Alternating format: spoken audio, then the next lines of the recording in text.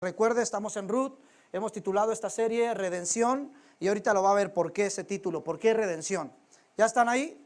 Ruth, capítulo 1, ahí va a aparecer para ustedes también en pantallas, pero si traen su Biblia, pues mucho mejor que lo puedan estar leyendo. Miren lo que dice el verso 1 y 2. Aconteció en los días que gobernaban los jueces, que hubo hambre en la tierra. Repito, esto es interesante y es clave, incluso ahí está enmarcado, ¿no? Aconteció en los días que gobernaban los jueces, que hubo hambre en la tierra, y un varón de Belén de Judá fue a morar en los campos de Moab, él y su mujer y sus 2 hijos. Estamos hablando de una familia compuesta de 4 integrantes, el esposo, la esposa y 2 hijos. Ahí vienen los nombres. El nombre de aquel varón era ¿qué? Elimelec. Y el de su mujer, ¿cómo? Noemí. Vamos a ver los nombres extraños que tenían sus hijos. Y los nombres de sus hijos eran Malón y Kelión, efrateos de Belén de Judá. Llegaron pues a los campos de Moab y se quedaron allí. Qué interesante, ¿no? De entrada yo le diría que si alguien está buscando un nombre para su sobrino, para su nieto, para su hijo, no se les ocurra. No sugieran estos nombres, Malón y Kelión, no los sugieran. Mucho menos deje que alguien se los ponga. Cuando tú veas eso, dile, no, detente, no le pongas esos nombres. ¿Por qué razón? Mire, vamos poniendo las bases. El nombre de Elimelec significa Dios es mi rey. Noten esto, el nombre de Elimelec es Dios es mi rey. El nombre de Noemí me llama mucho la atención, porque significa agradable, dulce. Ese es el nombre de Noemí. Yo diría, oye, es un matrimonio que está destinado al éxito, un matrimonio que va a ser de ejemplo, de inspiración. Oye, mi Dios es mi rey, con la señora Dulzura haciendo match, ¿no? Va a estar súper bien. Pero yo dije, ¿en qué momento al Señor Dios es mi rey y a la señora Dulzura se les ocurrió ponerle estos nombres a sus hijos? Ya que Malón significa enfermo y Kelión significa fracasado, debilucho. O sea, el Señor Dios es mi rey y la señora Dulzura tuvieron a enfermo y debilucho. Yo digo, ¿qué pasó? Todo iba muy bien, ellos tenían nombres hermosos, ¿cómo es posible? Así que ya no es tan raro, porque a veces veo matrimonios que tienen nombres muy bonitos y sus hijos dices, ¿qué onda? ¿Qué les pasó, no? ¿Cómo se les ocurrió ponerles este nombre? Esa es otra historia. A lo que voy es, dice que esta familia y todo esto que vamos a ver dentro de esta familia acontece dentro de los días en que gobernaban los jueces. Ya lo vimos, nos llevaron aproximadamente 8 o 9 meses a estudiar el libro de los jueces. Y ojo, este periodo de los jueces duró aproximadamente 400 años. 400 años de una densa oscuridad. 400 años en donde el pueblo de Israel estuvo sumergido en los actos más pecaminosos y perversos que se podían haber conocido o que hubiéramos imaginado que Israel cometiera. De ese periodo estamos hablando. 400 años, nosotros lo expusimos en 9 meses aproximadamente, pero esta familia está dentro de ese tiempo todavía. No sabemos si a la mitad, no sabemos si al final, pero están dentro de ese periodo de los jueces. ¿Cuál es este periodo? A partir del capítulo 19 del libro de los jueces, incluso cómo cerró el último versículo del capítulo 21, que cada quien hacía lo que bien le parecía, porque no había gobierno. Cada quien hacía lo que bien le parecía. Pues bueno, nos vamos a dar cuenta que ciertamente cada quien hacía lo que quería sin consultar a Dios, porque es lo que vamos a ver hacer a este hombre llamado Elimelec. Un hombre que, repito, estaba caracterizado por decir Dios es tu rey y va a hacer lo que quiere, no la voluntad de Dios. Un dato más, ya para continuar, es bien irónico, pero Belén significa casa de pan. Eso significa Belén, casa de pan. ¿Y qué creen? En la casa de pan había hambruna. Miren, a lo largo de la Biblia vamos a encontrar 13 hambrunas. 13 hambrunas. Y todas ellas tenían que ver con un juicio de parte de Dios. Ahora, no es algo que me estoy inventando. Levítico capítulo 26, todo ese capítulo 26 es muy puntual al decir las bendiciones que iban a tener por obedecer, pero enseguida de eso va a decir las maldiciones que vendrían al pueblo por desobedecer. Dentro de las bendiciones estaba precisamente la abundancia de pan. Dentro de las maldiciones por desobedecer a Dios estaba la escasez del mismo. Esto significa, mis hermanos, que la falta de pan, que la hambruna, era un juicio directamente de parte de Dios para corregir a su pueblo. Y cómo no, si cada quien hacía lo que bien le parecía.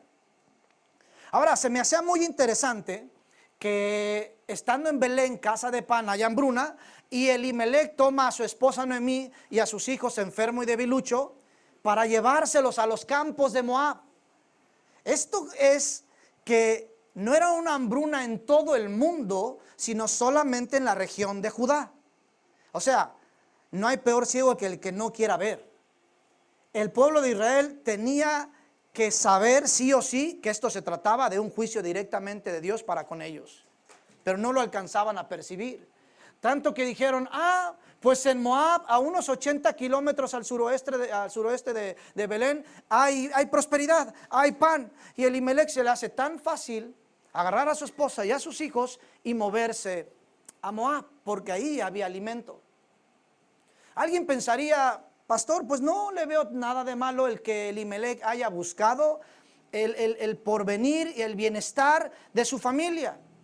Más de uno pensaríamos, yo haría exactamente lo mismo, pero recuerden, su nombre es Dios es mi rey. Ahora, noten esto, por favor, noten esto. Belén significa, Judá significa la tierra que Dios le había prometido a Abraham, Isaac y Jacob. ¿Recuerdan? Dios utilizó a Moisés para libertar al pueblo de Israel cuando estaban oprimidos, esclavizados en Egipto por más de 430 años. Dios los liberta, después levanta a un Josué para llevarlos a poseer todo el territorio. ¿Y qué creen? Ya están poseyendo la tierra prometida y ahora lo que va a hacer Elimelec, salir de esa tierra que Dios ya les había entregado para volver ¿a dónde? A Moab. ¿Saben? Moab se convirtieron desde hace muchos años atrás en los archirrivales de Israel. En una ocasión, cuando Moisés liberta al pueblo de Israel, piden autorización al rey de Moab, danos chance de pasar por tu territorio, mira, no vamos a hacer nada, solamente déjanos pasar y es todo. Y Moab se los impide, es más, los atacan. Y desde ahí Dios incluso lanza una maldición para los de Moab. Es más, por si fuera poco, en el capítulo 3, en el versículo 12 del libro de los jueces, vimos que Eglón, el rey de Moab, había oprimido al pueblo por 18 años. ¿Escuchó? ¿Quiere un dato más aterrador de lo que es Moab? En Génesis capítulo 19, escuchen esto por favor, alguien se va a ir para atrás. En Génesis capítulo 19, verso 36, hay una escena muy interesante. Présteme mucha atención. Resulta que conocen a Lot, sobrino de Abraham. A su esposa se van para las ciudades de Sodoma y Gomorra. ¿Recuerdan esas ciudades? Bueno, Jehová le dice a Moisés que va a destruirlas. Jehová le dice a Abraham que va a destruirlas. Abraham intercede por su sobrino Lot y le dice, si hubiera 50, si hubiera 45 y bla, bla, bla. Total que Jehová le dice a Abraham, mira, voy a sacar a tu sobrino de ahí. ¿Recuerdan? Cuando van hacia afuera, Lot, su esposa y sus hijas, 2 hijas, a la esposa de Lot se le ocurre voltear y se convierte en una columna de sal.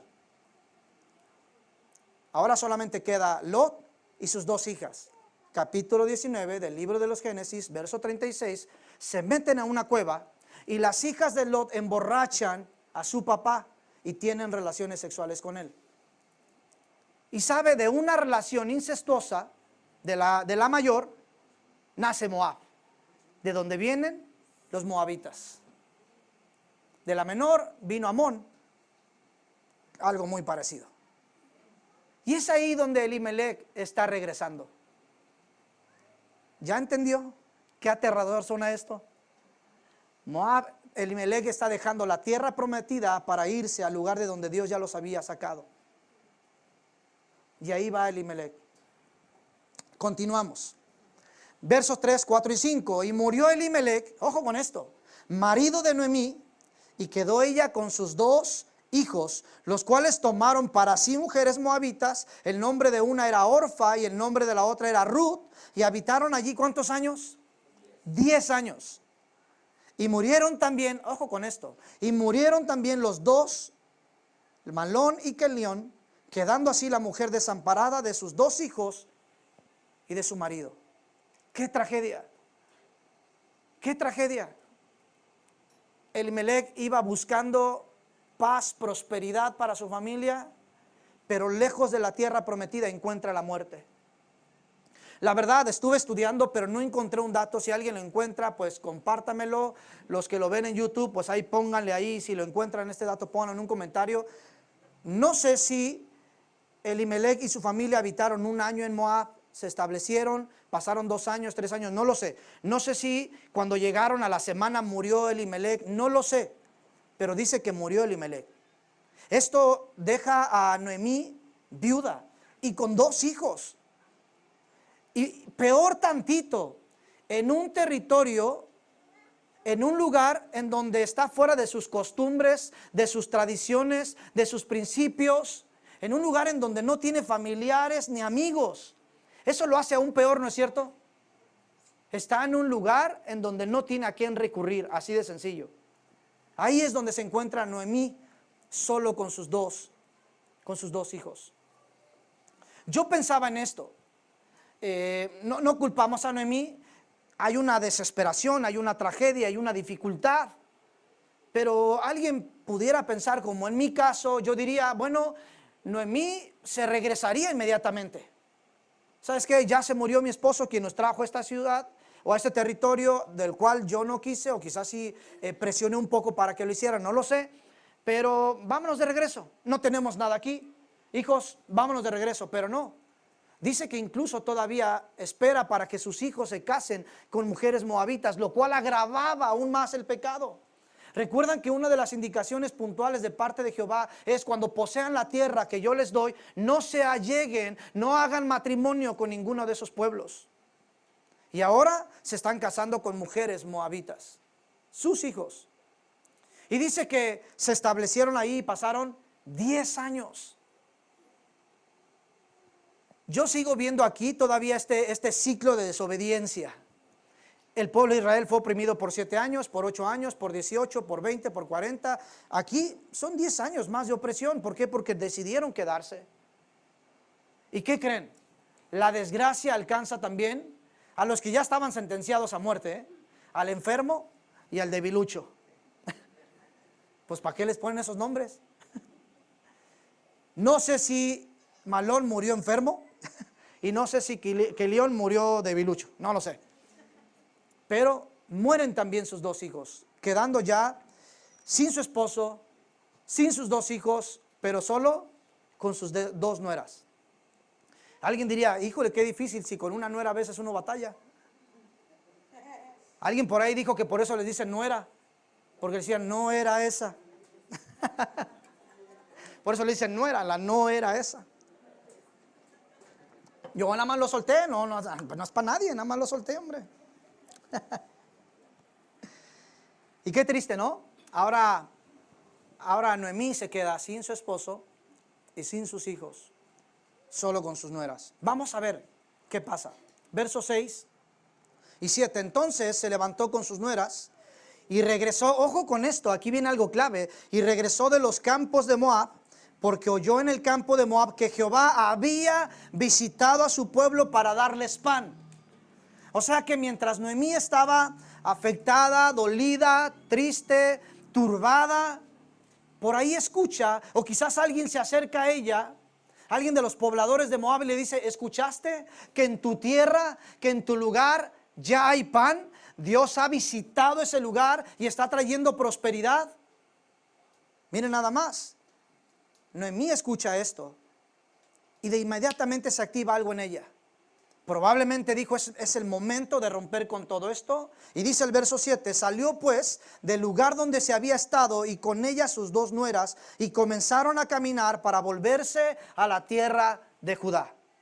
Hasta acá yo levantaba las manos y dije, Dios, gracias porque estás obrando en la vida de Noemí. ¿De qué estamos hablando aquí? Noemí está experimentando un profundo arrepentimiento. ¿Sabe por qué? Porque arrepentimiento en el griego es metanoia, y metanoia significa cambio de dirección.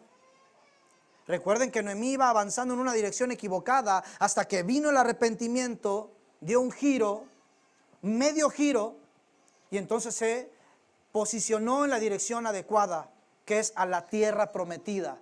Esto es, voy a volver a la tierra prometida. Ahorita les voy a decir algo al respecto. Versos 8, 9 y 10. Miren nada más lo que sucede. Y Noemí dijo a sus dos nueras. Yo en estos versículos veo una petición genuina, sincera de parte de Noemí. Y les dice, andad, volveos cada una a la casa de su madre. Jehová haga con vosotras misericordia, como lo habéis hecho con los muertos y conmigo. Os conceda Jehová que halléis descanso cada una en casa de su marido. Luego las besó y ellas alzaron su voz y lloraron y le dijeron, ciertamente nosotras iremos contigo a tu pueblo. Miren, yo aquí veo algo, bueno, a mi mente saltaban unos diamantes hermosos en estos versículos. Número 1, Noemí tuvo que haber tenido un buen testimonio para que sus nueras quisieran seguirla.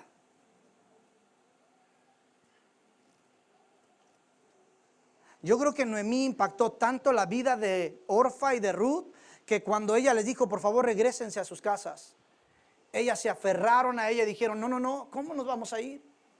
Nosotros estaremos contigo.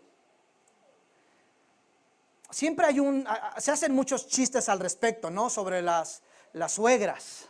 Hay muchos chistes al respecto. Quizás le hemos dado muy mala fama a las suegras también con esos chistes.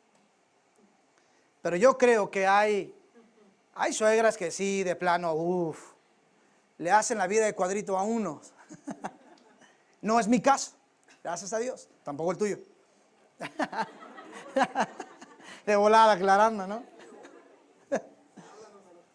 Sí, pero ojo con esto, aquí vemos también que una suegra puede crear un buen testimonio a tal grado que puede influenciar de manera positiva en la vida de sus nueras. Ahora eso no es fácil. Yo me atrevo, ahora sí, para mí tiene mucho más sentido el significado del nombre de Noemí, que es agradable, dulzura. Como Noemí era una mujer agradable y dulce, pues ¿quién se quería ir de esa mujer dulce? Yo quiero pensar que en esos 10 años de convivencia con su suegra, Noemí fue muy, muy dulce con ellas. Lo vamos a ver más adelantito, pero tan dulce y tan diligente porque Noemí estuvo enseñándoles la Torá. Noemí estuvo instruyéndolas en cuanto, digámoslo así, el evangelio. Eso es algo digno de resaltar. Eso es algo digno de mencionar. Yo de verdad digo, suegras, sean agradables y dulces. Nueras, valoren a sus suegras. Hasta ahí le dejo nada más con ese punto. Otra gema que encontraba, lo descubría en el verso 9, y dice que en su oración, en su petición, Noemí les dice, que Jehová les conceda el que hallen descanso cada una en casa de su marido. ¿Sabe qué me decía esto? Que Noemí estaba diciendo que el matrimonio es un lugar de descanso. Yo quiero pensar que entre su atrevimiento de Elimelec, entre el no haber buscado el rostro y la voluntad de Dios, Elimelec era un buen hombre y tenían un buen matrimonio, Elimelec y Noemí, porque incluso Noemí sale de su boca diciendo, encuentren descanso en el matrimonio. Yo quiero pensar que ellos dos tenían un buen matrimonio, al grado de que Noemí dice que el matrimonio es un lugar de descanso. Solamente lanzo la pregunta al aire, ¿tu matrimonio es un lugar de descanso? Si no lo es, ¿qué está sucediendo para que no lo sea? ¿Qué estás haciendo para que no sea un lugar de descanso? ¿Qué has dejado de hacer para que pueda hacerlo? qué tienes que romper, qué tienes que arrancar, qué tienes que soltar para que se convierta en un lugar de descanso, porque eso es el matrimonio. De verdad, es muy agotador, es muy frustrante, es muy triste estar peleando todo el tiempo. A estar como perros y gatos no deja nada bueno, perdón por la comparación. A lo que quiero decir es que es horrible. Es horrible. Créanme, muchas parejitas en vez de que amanezca y digamos, ay, un día más con mi viejo. Y dice, un día más con este viejo. En vez de que uno se levante y voltee a ver a su esposa y diga, ay, mi amor, amaneciste, digan, ¿cómo amaneciste? Es horrible. Realmente es triste. Pero el matrimonio debería ser un lugar de descanso. Repito, para que eso se logre, hay cosas que uno tiene que hacer, pero también dejar de hacer. Y esa es otra historia. Qué bonito, ¿no? Noemí las besa y lloran, ¿no? Definitivamente eran mujeres, ¿no? No había ningún hombre ahí, eran puras mujeres. Editen eso, por favor. Y lloraron, ¿no? Ahí están las lágrimas, hay evidencia de que lloraron. Y le dijeron, yo quiero pensar en este verso 10, que la que habló esto, no lo dice la escritura, yo lo pienso así, por lo que vamos a ver en los siguientes versículos. Yo creo que la que dijo esto fue Orfa, no Ruth. Y ella, ciertamente nosotros iremos contigo a tu pueblo. Esto me hace pensar, ahorita lo vamos a ver. Y que Orfa se haya adelantado, no, se besaron, lloraron. No, Noemí, vamos a ir contigo a tu pueblo. Ah, está bien, ¿no? Vamos a ver lo que sigue. Verso 11 al 13.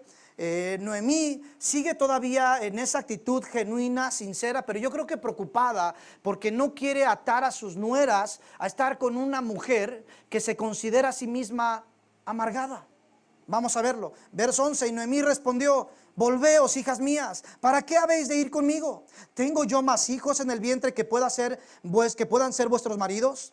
Volveos, hijas mías, e idos, porque yo ya soy vieja para tener marido. Y aunque dijese, esperanza tengo, y esta noche estuviese con marido, y aún diese a luz hijos, ¿habéis vosotras de esperarlos hasta que fuesen grandes? ¿Habéis de quedaros sin casar por amor a ellos? No, hijas mías, ¿qué mayor amargura tengo yo que vosotras? Pues la mano de Jehová ha salido contra mí. Noemí está pensando, ¿para qué las ato a estar conmigo?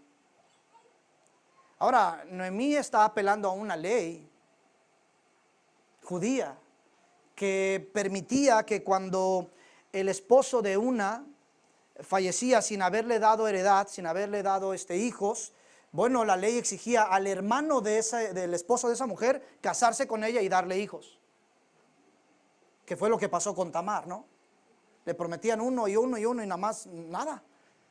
¿No? Hasta que planeó algo, eso es otra historia bien interesante, ya la estudiamos una vez.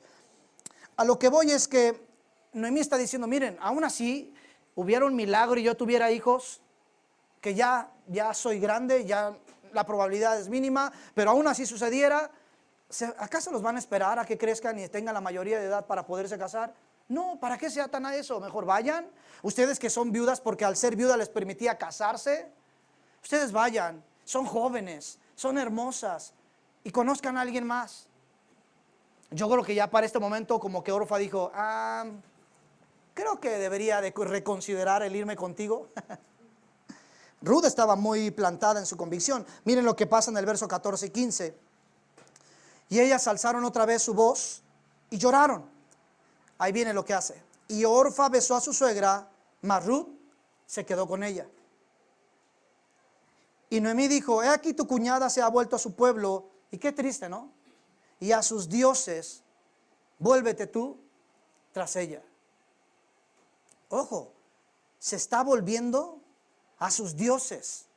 O sea que durante esos 10 años que estuvieron con los hijos de Noemí y conviviendo con Noemí, repito, Noemí estuvo instruyéndolas en base a la enseñanza bíblica, en base a la enseñanza de nuestro Dios.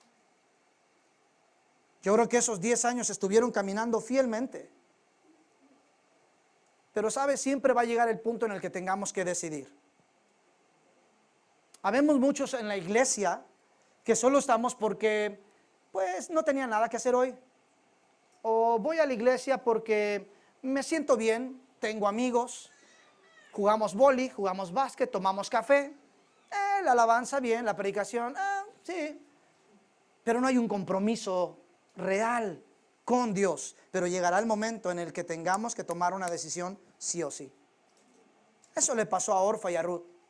Después de 10 años, tuvieron que decidir, o vuelves a tus dioses o sigues caminando con la enseñanza que has recibido de parte mía, diciendo Noemí. Y qué triste triste en un sentido, me encantaba un comentario, una comentarista que se llama Irelda.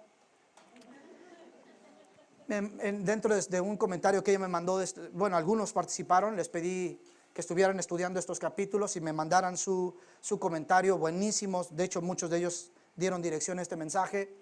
Y decía, me gustaba la forma en que lo estaba viendo Irelda, porque decía, bueno, no vamos a culpar a Orfa por haber hecho eso, al contrario, está siendo honesta. ¿Para qué se va a comprometer a algo que no quiere hacer? Sí, ciertamente, está siendo muy honesta Orfa, y qué bueno que no esté por compromiso, porque tristemente a veces algunos podemos pasarnos 10 años, 20 años en la iglesia solo por compromiso. Y Orfa lo que hizo fue darle un beso a su suegra y retirarse, pero Ruth no. Los versos 16 y 17 son considerados como un poema. Un predicador llamado David Jeremiah hizo una predicación de 3 capítulos solamente de estos 2 versículos, del 16 y 17. Y si tú ves sus predicaciones, cada una dura 42 minutos, 45, 42 minutos, solo de estos 2 versículos. Ahora, yo nada más quiero que se queden con esto, es un poema. Las palabras de Ruth son un poema. Miren, vamos a leerlas, ahí los tienen en pantalla. Respondió Ruth, no me ruegues que te deje y me aparte de ti. En otras palabras, Ruth le está diciendo, ya no insistas, no hay más. Porque a donde quiera que tú fueres, iré yo. Y donde quiera que tú vivieres, viviré. Tu pueblo será mi pueblo y tu Dios, mi Dios. Qué hermoso. O sea, Ruth está renunciando verbalmente a sus dioses. Y está diciendo ahora tu Dios, ahora también es mi Dios. Esto es la fe que tú me has enseñado, ahora es mi fe. Lo que tú has querido, ahora yo lo creo. Tu Dios será mi Dios. Y no será tu Dios, es mi Dios. Qué hermoso. Palabras de Ruth. Y dice el verso 17, donde tú murieres, moriré yo. Ya es cuando uno dice, qué lindo, qué tierno. Decía una canción que escuchaba de un trío, ¿no? En una rondalla, que decían que cuando se muriera su suegra la enterraran boca abajo por si se quería salir, o si iba más para abajo, ¿no? Esto merece un shot de café. ¿Cómo me gustaba esa canción, vieras? No.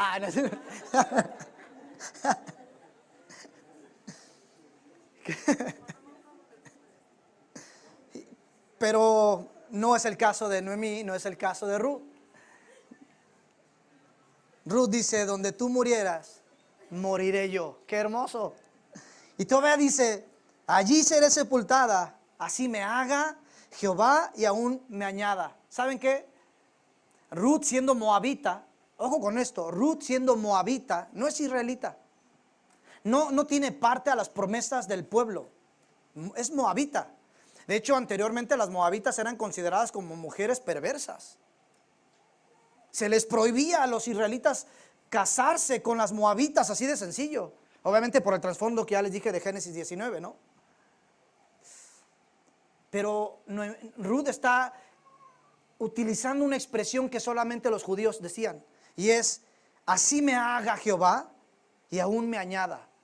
O sea, básicamente Ruth estaba diciendo, aquí estoy firmando el contrato, así de sencillo. Estoy poniendo mi sello en el contrato, no hay más. Con esas palabras Ruth estaba diciendo, yo ya soy del pueblo de Dios. Yo ya me considero una hija de Jehová. Y dice que solo la muerte hará separación entre nosotras dos. Obviamente verso 18, y viendo Noemí que estaba tan resuelta a ir con ella, no dijo más. Ya Noemí dijo, pues para qué le insisto, ella va a venir conmigo. Miren, yo veía esta cosita, una decisión desprendida de la amistad y de la familiaridad. Creo que Noemí y Ruth habían hecho una profunda amistad. Por eso es que Ruth no tuvo ningún reparo en decir, donde tú mueras yo moriré, donde tú vayas yo iré, tu pueblo será mi pueblo, tu Dios será mi Dios, porque había una muy buena amistad. Consejo para suegras, nueras y demás es, construyamos una muy buena relación de amistad. Construyamos una muy buena relación de amistad. Pastor, ¿cómo construyo una buena relación de amistad con mis suegros? Sea amable, sea dulce. Le aseguro que le va a ir muy bien. Una sabia decisión puede determinar dónde pasarás la eternidad. Le aseguro que la eternidad de Ruth cambió de muerte a vida. Tanto que cuando estudiamos el libro de Mateo, vemos que Ruth va a figurar dentro de la genealogía de Jesús. Qué interesante. Una mujer moabita ahora se convierte en una persona que forma parte de la genealogía de Jesús. Últimos versículos y ya les comparto una aplicación hermosa. Versos 19 y 20. Y anduvieron pues ellas dos hasta que llegaron a Belén. Y aconteció que habiendo entrado en Belén, toda la ciudad se conmovió por causa de ellas y decían, ¿no es esta Noemí? Obviamente ya habían pasado, si de por sí ya era grande, habían pasado 10 años. Ahora, según algunos historiadores, dicen que Elimelech y la familia Noemí y sus hijos era una familia acomodada. Esto de la hambruna probablemente no les iba a afectar a ellos, pero lo que querían evitar es que, como se acostumbraba cuando había hambre, pues tenías que compartir todas tus provisiones con tu pueblo. Y ellos pensaron, ¿sabes qué, mija? Vámonos de aquí porque si no vamos a tener que compartir todo lo que Dios nos ha dado. Y miren nada más, tuvieron que salir de la tierra prometida, mueren ahí todos, por no querer compartir muchas veces sus bienes. Salud. Y dice que llegan y la gente del pueblo empieza, no es Noemí. No sé, pero yo creo que más de algunos de los amigos de Malón y Kelión se acercaron a ella y decir, oye, ¿y Malón y Kelión dónde están? ¿Qué escenario tan más duro para Noemí? Tener que regresar y exponerse a las críticas. ¿No es esta Noemí? Decían. Leía un comentarista y decía él que como era el tiempo de la siega, porque lo va a decir ahí el verso 22, de la siega de la cebada, decía que los hombres estaban fuera, estaban trabajando. Él decía, es muy probable quienes habían hecho este comentario eran puras mujeres. Y después él resume esto, o más bien delimita esto. Bueno, no todas las mujeres. Y dijo él, solo las chismosas. Y es ahí cuando uno agarra el micrófono y tras. Solo las chismosas. ¿No es esta, Noemí? Créeme, las chismosas tienen una manera muy peculiar de hacer preguntas.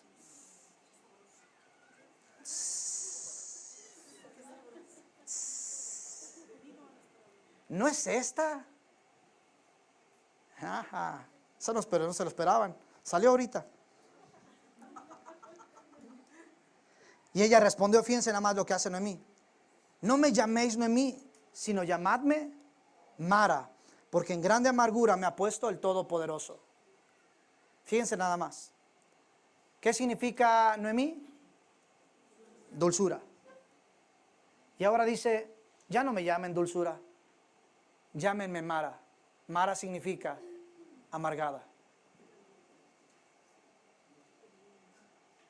Ya no me llamen dulzura. He pasado por tantas tragedias en la vida que yo creo que ya no represento bien ese nombre. Creo que me queda muy bien el nombre de amargada. Llámenme así.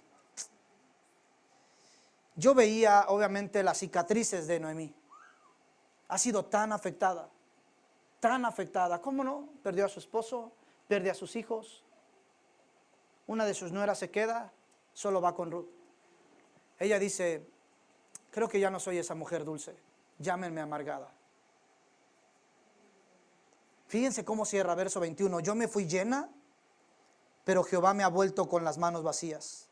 Ahora aquí me gustaba esto, decía, yo me fui llena, no dice, Jehová me envió llena, yo me fui llena. Por eso les digo que era una familia acomodada. Yo me fui llena, pero ahora entiende, Jehová me volvió con las manos vacías. Ella sabe que todo este proceso de dificultad fue permitido exactamente por Dios.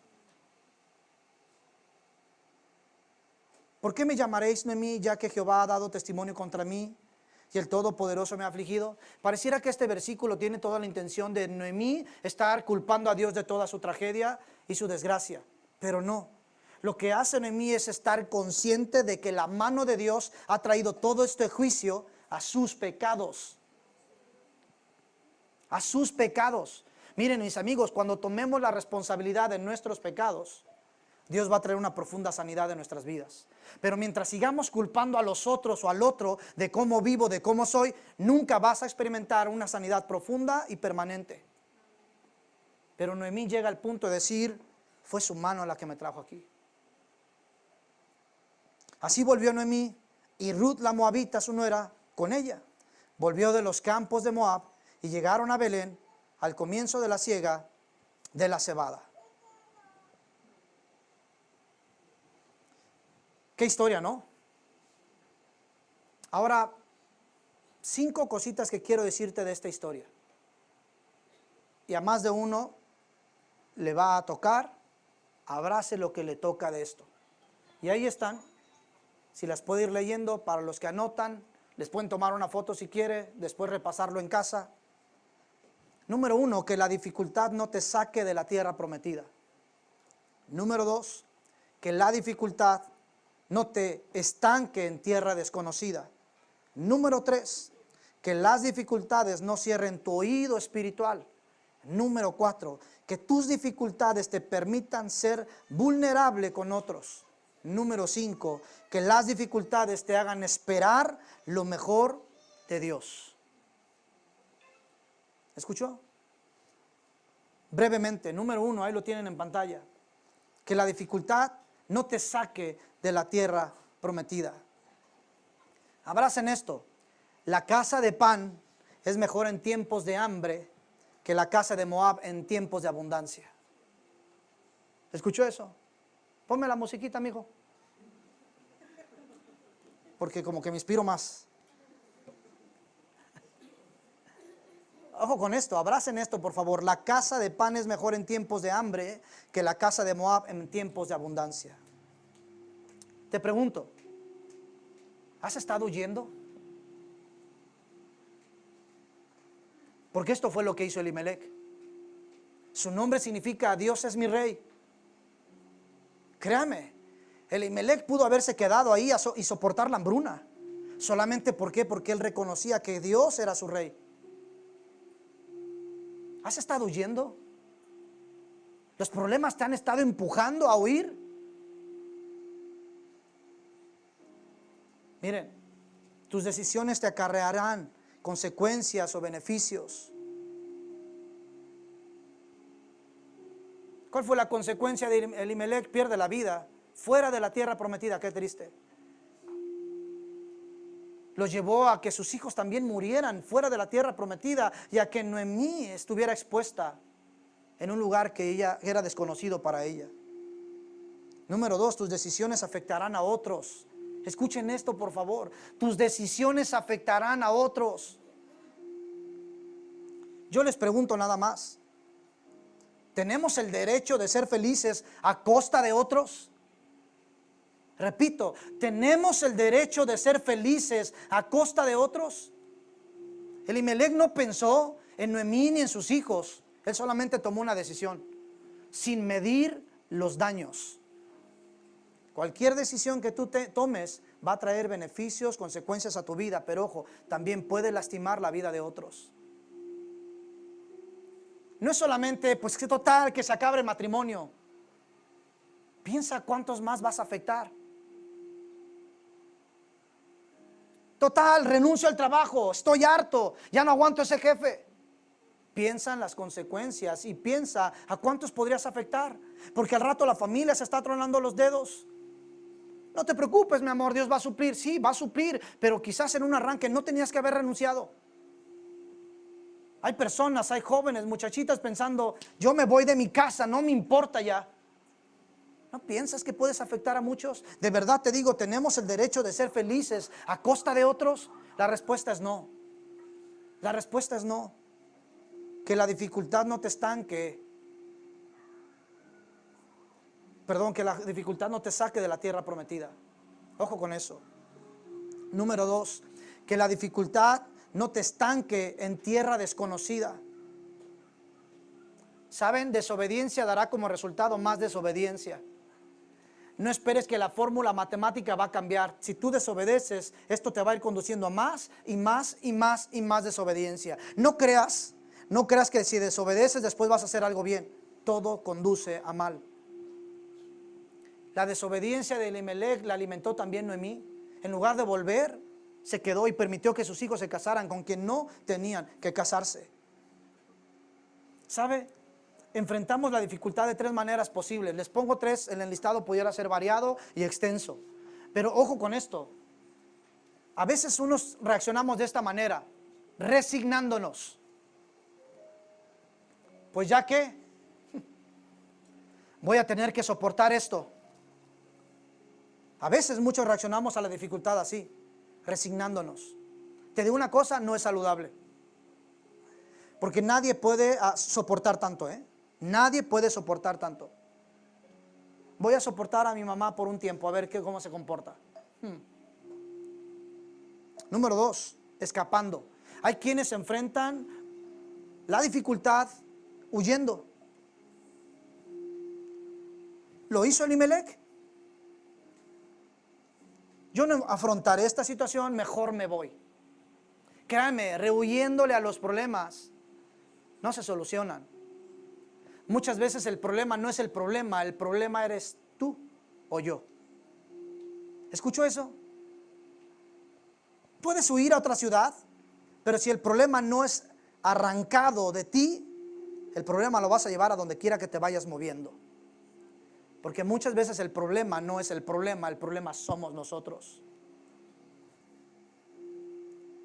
Y tercero, y quédate con eso, es la forma más efectiva, más espiritual que podemos utilizar para afrontar la dificultad, y es en fe. Creyéndole a Dios. En otras palabras es: Dios, haz tu voluntad. No es fácil pedir la voluntad de Dios, Pero abracen esto, por favor. Por más difícil que se vean nuestras circunstancias, el lugar más seguro es la voluntad de Dios. ¿Alguien puede decir amén a eso? Por más difícil que se vean nuestras circunstancias, el lugar más seguro es la voluntad de Dios. Pero Dios, ¿tu voluntad es que me quedara sola? Mi Dios, ¿tu voluntad era que me abandonaran estas personas? Recuerden que su voluntad es agradable y perfecta. Sus designios son un misterio. No los entendemos. ¿Quiénes somos nosotros para altercar contra Dios? ¿Quiénes somos nosotros para cuestionar a Dios? Él es sabio y soberano.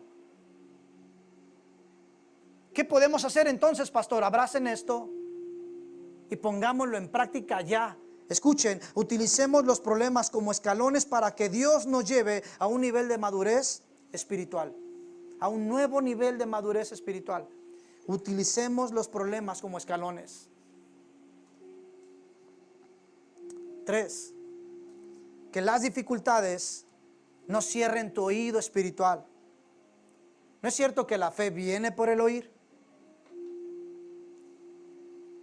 Noemí estaba en los campos de Moab y escuchó que Dios había visitado la tierra nuevamente.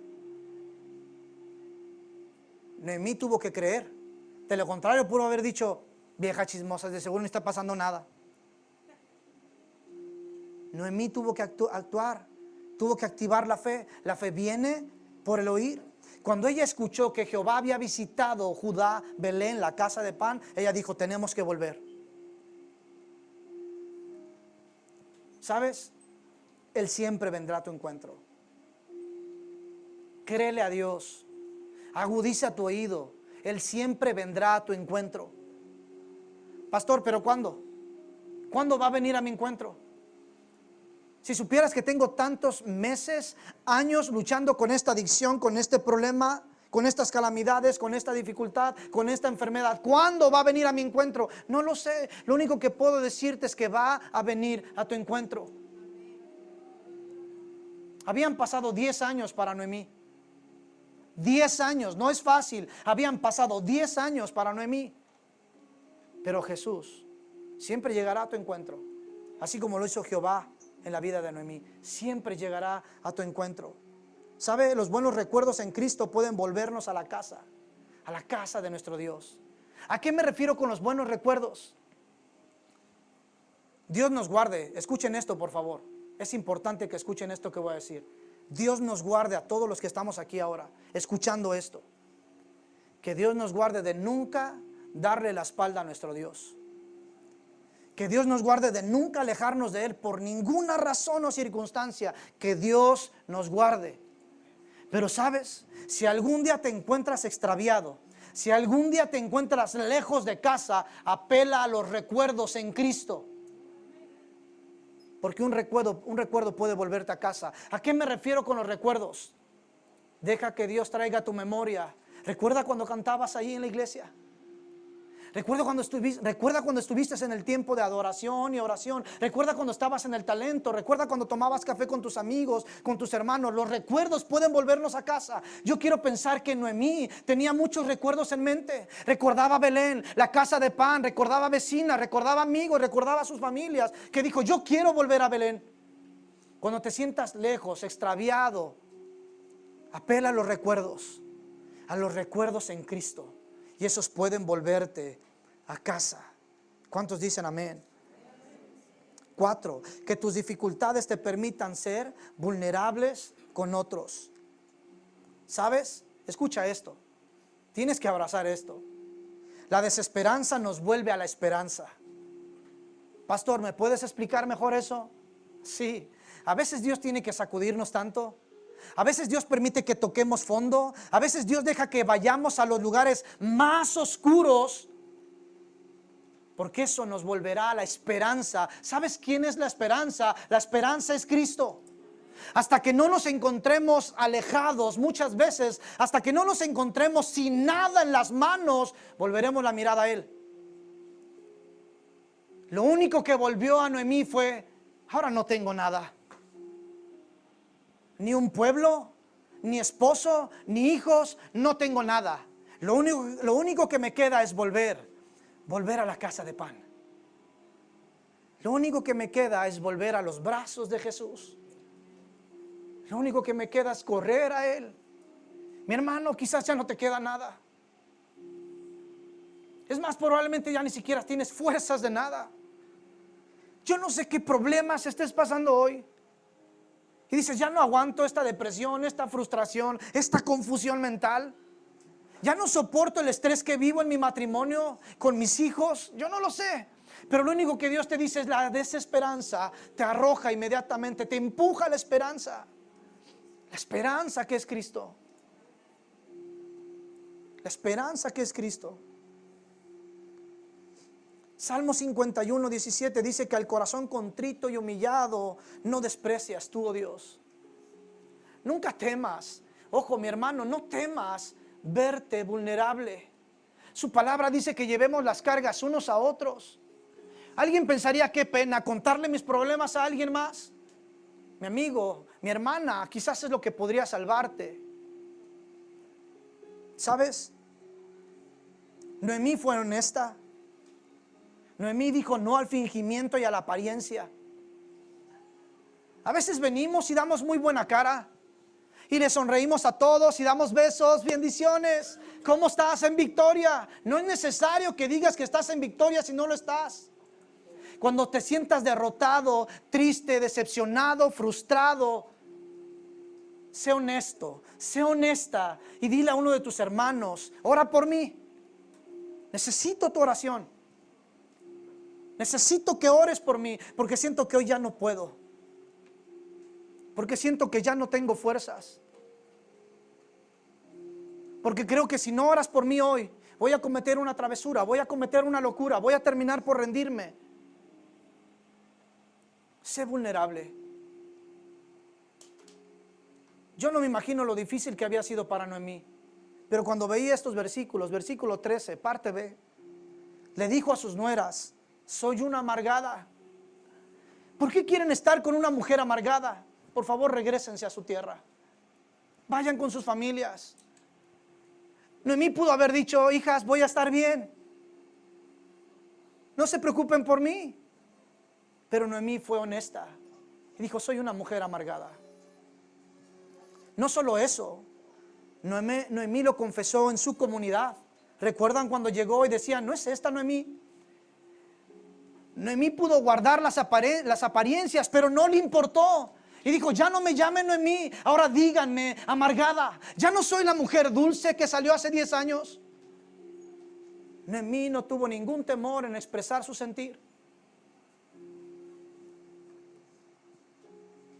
Por último, que las dificultades te hagan esperar lo mejor de Dios. Pónganse de pie, por favor, mientras digo este último punto.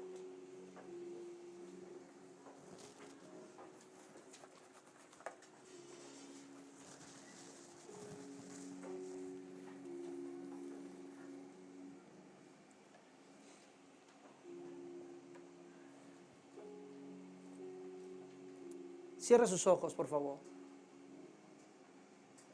Que las dificultades no te hagan, más bien que las dificultades te hagan esperar, ojo con esto, esperar lo mejor de Dios. Así con tus ojos cerrados, escucha esto que voy a decir. Dios no se ha olvidado de ti. Dios no se ha olvidado de ti. Vamos, pon tus manos en el corazón, en el pecho. Y dilo conmigo, Dios no se ha olvidado de mí. Dilo, hazlo personal. Dios no se ha olvidado de mí.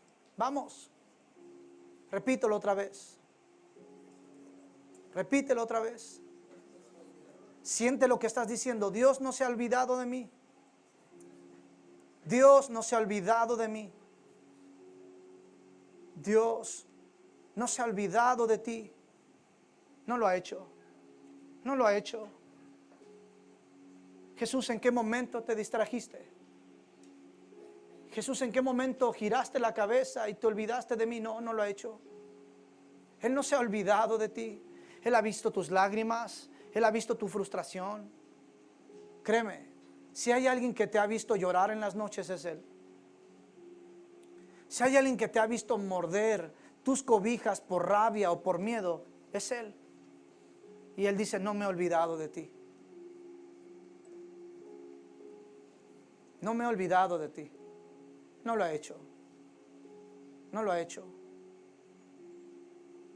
No lo ha hecho. Él no se ha olvidado de ti.